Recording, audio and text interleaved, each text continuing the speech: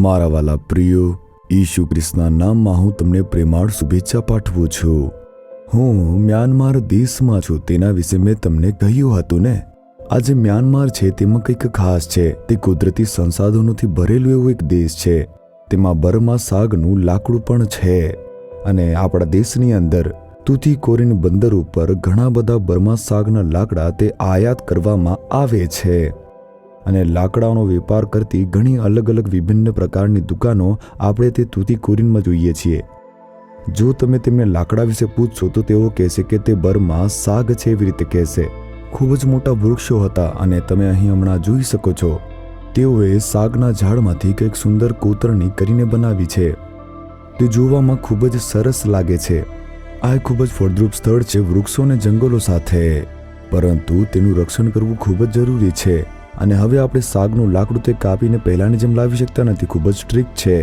તેનું રક્ષણ કરવા માટે આપણે પણ પ્રકૃતિનું રક્ષણ કરવું જોઈએ. ઘરમાં એક વૃક્ષ ઉગાડવું જોઈએ. એ ખૂબ જ મોટો આશીર્વાદ રહેશે. શું પ્રભુએ આપણને આપેલો તે એક આશીર્વાદ નથી? તેથી તમારા ઘરની અંદર તમે ફળ આપતું એક વૃક્ષ વાવી શકો છો અને તેના માટે એક નાની જગ્યા પણ પૂરતી છે. જો આપણે દરેક એક વૃક્ષ ઉગાડી શકીએ તો તે એક મોટો આશીર્વાદ બની શકે છે. તેનાથી હવામાન તે ખૂબ જ સારું રહેશે અને આપણને ઘણો ઓક્સિજન પણ મળશે. તે આપણા રાષ્ટ્ર માટે, આપણા દેશ માટે સારું રહેશે. તેથી તમારે કોઈ પણ વૃક્ષને કાપવું જોઈએ નહીં અથવા તેને નુકસાન ન કરવું જોઈએ.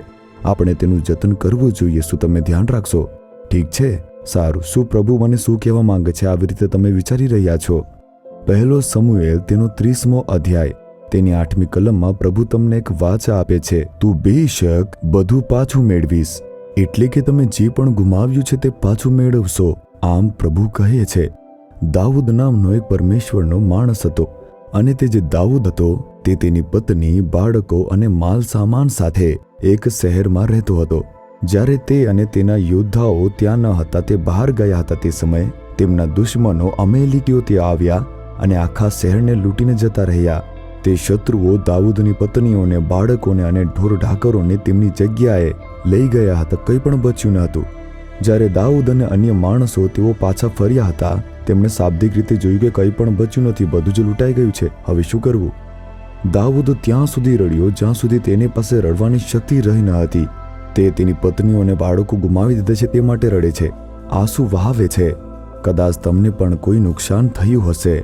તમે તમારા શારીરિક સ્વાસ્થ્યને ગુમાવીને નબળા પડી ગયા હશો.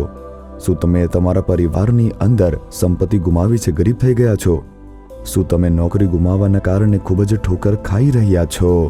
શું તમે તમારા વ્યવસાયને ગુમાવ્યો છે અને તેની અંદર દેવાના પ્રશ્નોમાં ફસાયા છો? શું તમે તમારા પ્રિયજનો ગુમાવ્યા છે? શું તમે દુઃખી છો કારણ કે કોઈ પ્રિય વ્યક્તિનું મૃત્યુ થયું છે અને તમે તેમને ગુમાવ્યા છે? આવી રીતે શું તમે કંઈ ગુમાવ્યું છે અને દુઃખી છો? કોઈ પણ કાર્યની અંદર, કોઈ પણ સ્થાનની અંદર તમે કંઈક ગુમાવ્યું છે અને તેના કારણે તમે દુઃખી છો, આમ વિચારો છો. તે ખરેખર ખૂબ જ દુઃખદાયક છે. નુકસાન સૌથી વધુ ખરાબ છે. દાઉદે પોતાનો અવાજ ઊંચો કરી અને રડ્યો. આવી રીતે વચન કહે છે. પછી તેણે પોતાને મજબૂત બનાવ્યો અને પ્રભુ પાસે ગયો કે હે પ્રભુ, મેં બધું ગુમાવ્યું છે. મારી પત્ની, મારા બાળકો અને બધું જ ગયું છે. શત્રુઓ તેમને લૂંટી ગયા છે.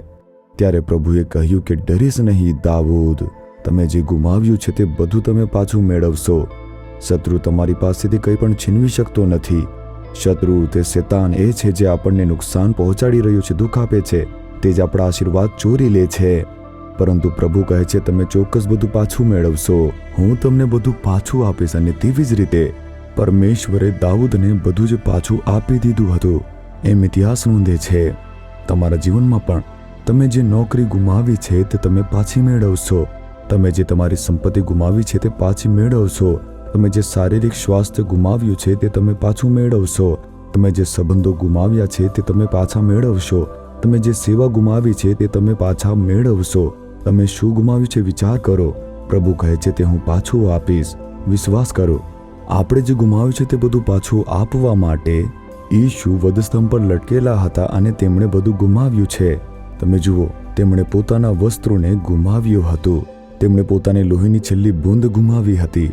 શારીરિક બળ ગુમાવ્યું હતું. તેમણે તેમના શિષ્યો ગુમાવ્યા અને બધું જ ગુમાવ્યું હતું. એકલા તે વધસ્તંભ પર લટકેલા હતા. તેમણે વધસ્તંભ પર પોતાનું બલિદાન આપ્યું કે જેથી આપણે જે ગુમાવ્યું હતું તે પાછું મેળવી શકે અને પ્રભુ આપણને તે ફરીથી આપી શકે. તે તમને પ્રેમ કરે છે અને તમે જે ગુમાવ્યું છે તે તમને આપશે. શું વિશ્વાસ કરો છો? આજે જ તેની શરૂઆત થાય છે. આજે જ તે પરિસ્થિતિઓ બદલવાની છે અને આજે પરમેશ્વર ચમત્કાર કરવાનું શરૂ કરશે. શું વિશ્વાસ કરો છો? તેથી કહો કે હે પ્રભુ, તમે મને જે ગુમાવ્યું છે તે બધું પાછું આપવાનું વચન આપ્યું છે. પરમેશ્વર, હું તેમાં વિશ્વાસ કરું છું. તમે મને જે ગુમાવ્યું છે તે પાછું મેળવવામાં મદદ કરવાના છો. પરમેશ્વર, હું વિશ્વાસ કરું છું તમે તેના માટે વધસ્તંભ પર બલિદાન થયા. હું તે ચમત્કારની અપેક્ષા રાખું છું કે હું બધું જ પાછું મેળવીશ. પ્રભુ, આજે હું તેના વિશે એક નિશાની જોઈશ. પ્રભુ, જે ઈશુ ચમત્કાર કરે છે તેમની સ્તુતિ થાવ, સ્તુતિ થાવ. ઈશુના નામમાં આમેન, આમેન. જીસસ રીડીમ્સ ગુજરાતી યુટ્યુબ ચેનલને સબસ્ક્રાઇબ કરો. દરેક નવા કાર્યક્રમની માહિતી મેળવવા માટે બેલ આઇકન પર ક્લિક કરો.